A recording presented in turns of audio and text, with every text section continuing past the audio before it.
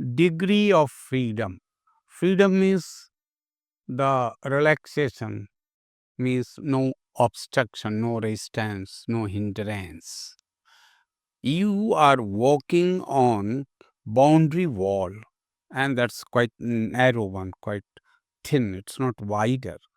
Then, if you are walking on the boundary wall, you'll be having the freedom to move along one axis only. Your degree of freedom of movement there is one, means you are free to move along one axis. Suppose some old person is walking on the floor of his room. He has the freedom of movement too. We talk in terms of axis only because he'll be having the freedom to move along x or y. It could be two-dimensional only. So we will say that that old man has the degree of freedom of motion too. Why I excluded youngsters and children? Because they would have the temptation of even jumping also. That's why we excluded, and I consider the example of old man.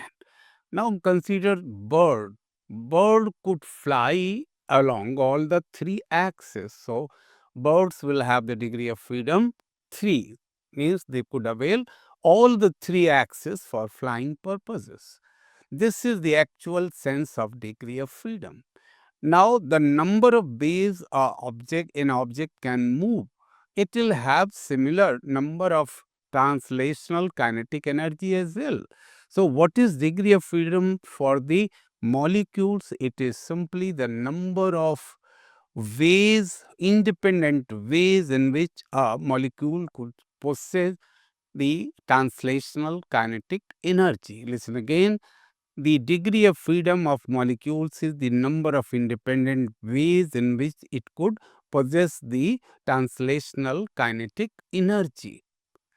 But here we are not considering the rotation and vibration. Only translatory motion is considered. Then in that case, we talked about x, y, and z. Similarly, we will consider rotational motion as well. You see, when we consider monatomic gases, the degree of freedom will be only 3.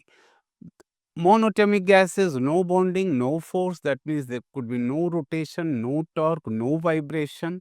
In monatomic gases, only the translatory motion will be possible.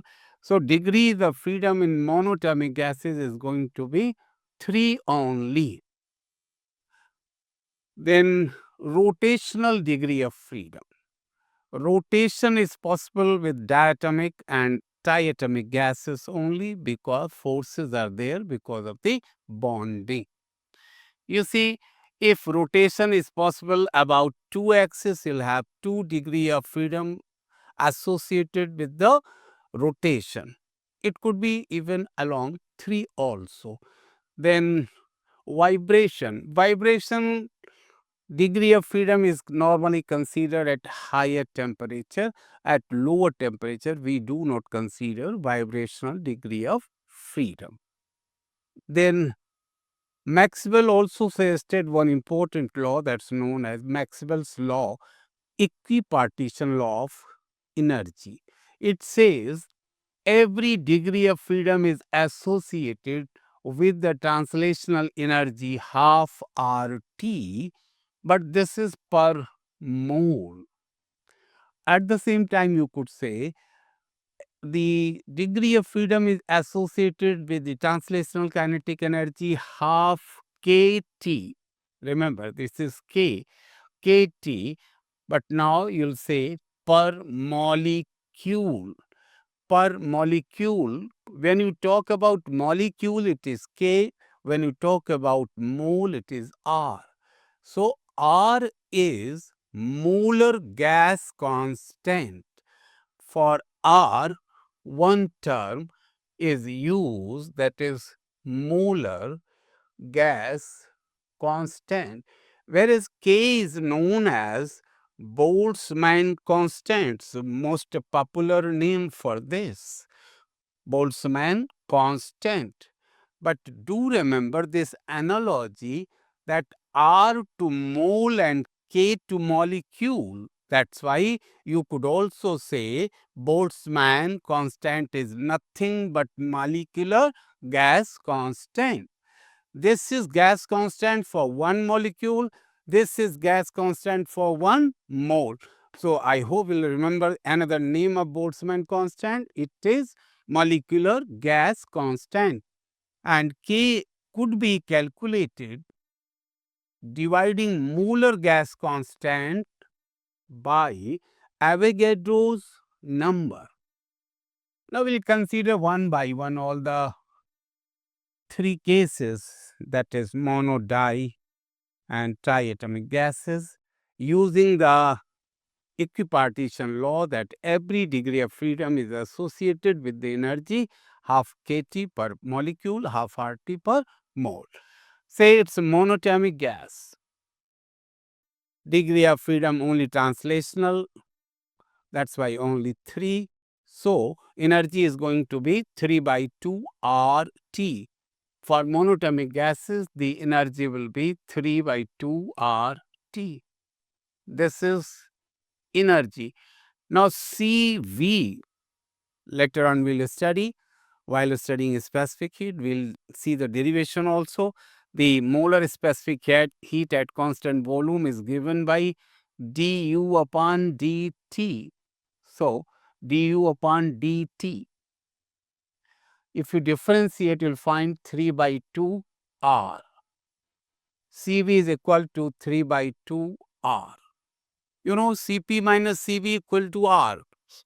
This also we'll study in thermodynamics. Cp minus Cv equal to R. If Cv is this much, Cp will be 5 by 2 R. That means by just knowing the degrees of freedom, you know the complete horoscope of any gas. You know the internal energy, degree of freedom, Cv, Cp, gamma, so many quantities you know just simply by knowing the degree of freedom of a particular gas. If you consider diatomic gas, diatomic, then obviously 3 translational degree of freedom will be there.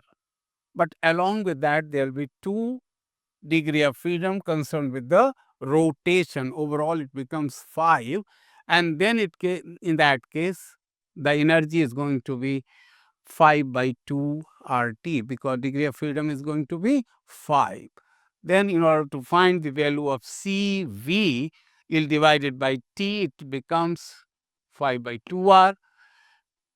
And then in order to find Cp, it will be 7 by 2 R.